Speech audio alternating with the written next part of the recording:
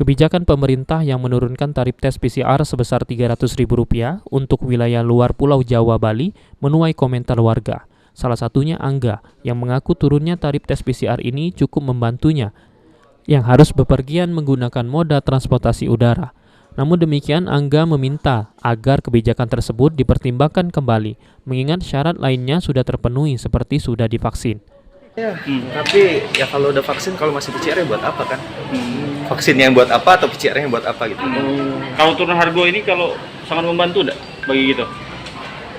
Membantu tapi tidak sangat. Pengennya kita di harga berapa? Ya kalau emang masih PCR ya nggak usah vaksin. Jadi kayak sia-sia gitu salah satunya. Kalau menurut saya ya. Di Rumah Sakit Dr. Sobirin Musirawa sendiri, tarif tes PCR sebesar Rp300.000 sudah turun sejak tanggal 29 Oktober lalu. Penurunan tarif PCR merupakan dukungan terhadap pemerintah dalam upaya pencegahan penyelenggaraan COVID-19. Kami sudah menurunkannya menjadi 300.000 per PCR.